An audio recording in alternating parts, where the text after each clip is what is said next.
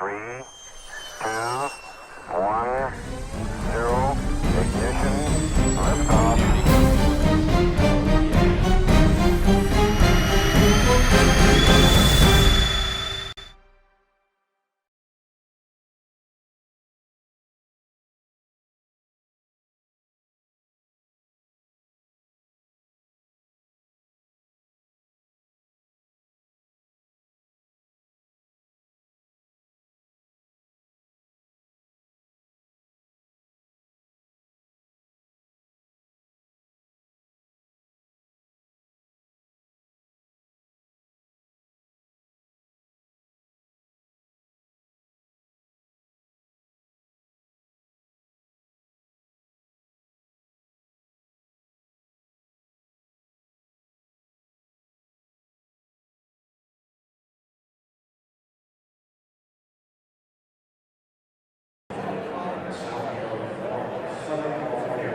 Hello and welcome to AMA Expo Express, sponsored by Motion RC. This is our new product segment. I am here in the Horizon Hobby booth.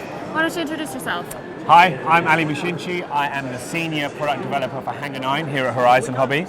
I'm the guy that does the air stuff, so I'm afraid I've drew the short straw and I'm going to talk you around some of our new releases. We have 4 new air releases here at the AMA Expo. 3 of them are foam, 1 of them is balsa. Please bear with me, I'm normally, like I say, the Hangar 9 developer, but I know a little bit about the 3 new releases on the foam side of things. So if we go over and start with the F27 Evolution, would be great. Yeah, let's go ahead and dive in. A little bit difficult because we've got customers looking at it at the moment. So in fact, what we could do is improvise and let those guys have a look and focus on something a little bit closer, which is the new F4F Wildcat. Say new, this is a reintroduction of an existing product that we did. We had a lot of demand for it over the years where people said, oh, I wish it hadn't gone away, I wish you could bring it back. And we do listen, you know, our marketing guys are very keen on looking and monitoring social media, forums and so forth. And there was non-stop feedback for stuff like the F4F.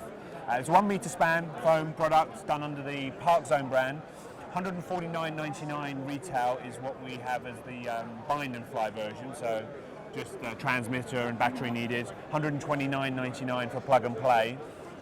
We have modified a few things as far as power systems concerned over the previous one, but the big difference is we now offer it as a plug and play. Before you had to put a receiver in. Doing it as a plug and play means we can put our stabilization system in there, AS3X and SAFE. So they're baked in as standard, which makes an already great flying airplane even better. Also opens it up a bit more to the different skill sets.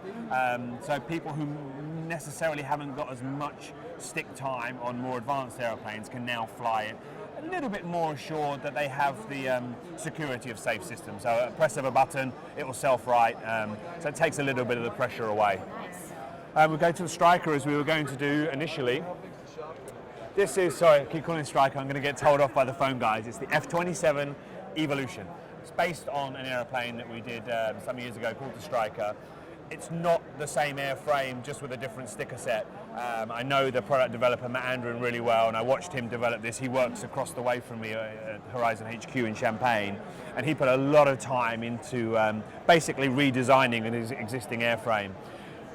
Looks the same from the offset, but noticeable changes are its practicality. And by that I mean the previous one was a one-piece aeroplane, so you ended up with this. You had to carry around and store everywhere. Yeah. Now we wanted it to, Matt wanted to make it so you could pack it down.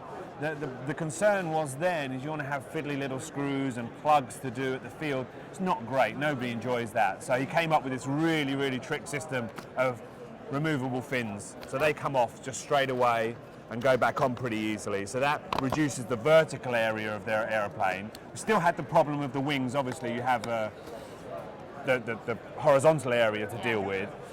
Again, Matt looked at systems with screws and nuts and bolts, and we didn't want that. So what he came up with is really, really cool system. Same as the fins, but they have a hook, like a peg system that locks in, and he's also made it integrated that the servo plugs self-align, so you don't have to sit there and fiddle with servo plugs to make the connection, which is super cool. So literally fitting the wing is just put it on, done, go fly.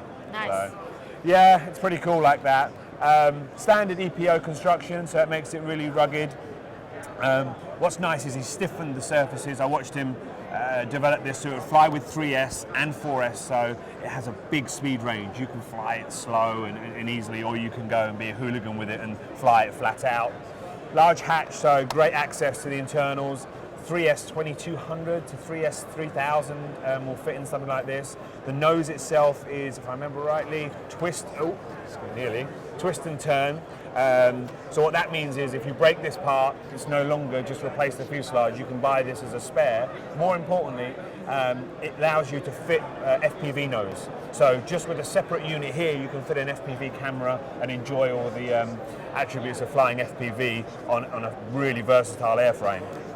So that's that one. Perfect. The last of the foam new releases for AMA Expo is the Clip-Wing Cub. If you follow me around, we'll have a quick look at that. Excuse me? Sorry, I need to go through there. Excuse me? So, all new. This is not based on any existing design. This was from a ground-up design by one of my fellow colleagues, Chris Puckett. Again, I got to watch him develop this from basically just a line drawing through CAD, through samples.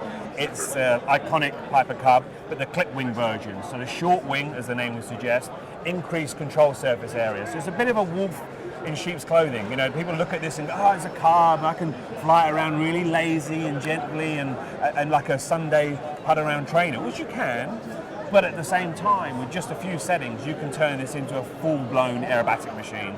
It'll loop, it'll roll, it'll knife edge, it'll tumble, it'll snap.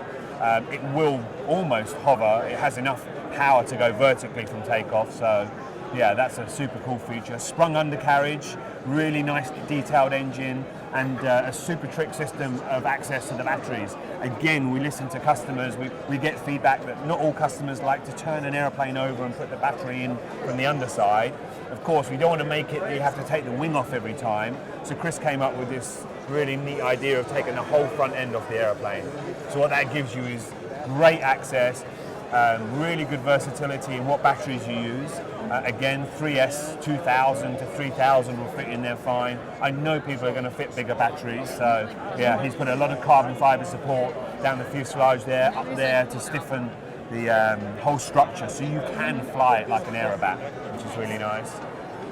More on the practicality side of things is the system of retaining the wing, single thumb screw.